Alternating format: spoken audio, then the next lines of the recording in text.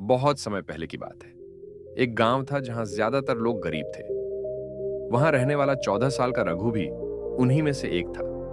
वह अपनी मां के साथ एक छोटी सी झोपड़ी में रहता था। उसके पिता कुछ साल पहले बीमारी से गुजर चुके थे और तब से उसकी मां दूसरों के घरों में काम करके दोनों का पेट पाल रही थी। रघु भी अपनी मां की मदद करने के लिए कभी कभार खेतों में काम करता तो कभी बाजार में छोटा मोटा सामान उठाने रखने का काम पकड़ लेता। लेकिन फिर भी 2 वक्त की रोटी का इंतजाम मुश्किल से ही हो पाता था।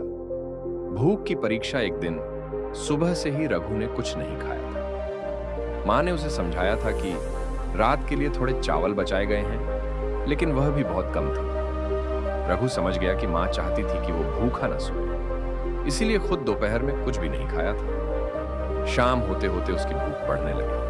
वह बाजार की तरफ चला गया। उम्मीद थी कि कोई छोटा मोटा काम मिल जाएगा, लेकिन उस दिन कोई काम नहीं मिला। भूख के मारे उसका सिर चकराने लगा। तभी उसने देखा कि एक किराने की दुकान के बाहर चावल का एक छोटा सा बोरा फटा पड़ा था और कुछ चावल जमीन पर गिर गए थे। रघु की नजर उन चावलों पर टिक गई। वह कुछ देर वहीं खड़ा रहा, सोचने लगा, क्या मैं जमीन पर गिरे इन चावलों को उठा लूं? उसकी आत्मा और भूख के बीच जंग होने लगी। लेकिन तभी उसने देखा कि एक छोटा बच्चा, जो उससे भी ज्यादा गरीब और भूखा लग रहा था, उन चावलों को उठाने के लिए आगे बढ़ रहा था। रघु के मन में विचार आया, अगर मैं इन्हें ले लूंगा तो यह बच्चा भूखा रह जाएगा। एक छोटा सा निर्णय, बड़ी सीख। रघु ने तय किया कि वह खुद भूखा रह सकता है, लेकिन उससे भी ज्यादा जरूरतमंद की मदद करेगा। उसने जेब में रखे अपने आखिरी 5 रुपए निकाले और सामने एक बिस्किट का पैकेट खरीदकर उस बच्चे को दे दिया।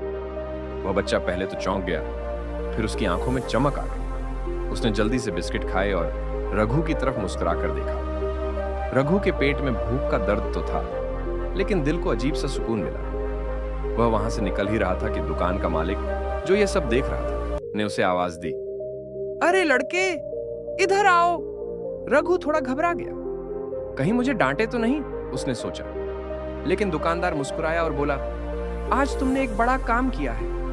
अपने आखिरी पैसे किसी और के लिए देना आसान नहीं होता। मैं चाहता हूं कि तुम मेरी दुकान पर रोज आकर थोड़ा काम कर लिया करो।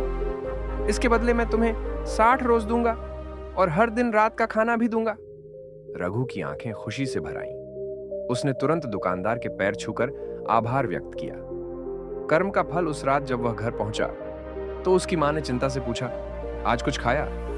रघु ने मुस्कुराकर 60 रुपये मां के हाथ में रख दिए और कहा, मां, आज समझ आया कि देने से ही मिलता है। मां की आंखों में खुशी के आंसू थे।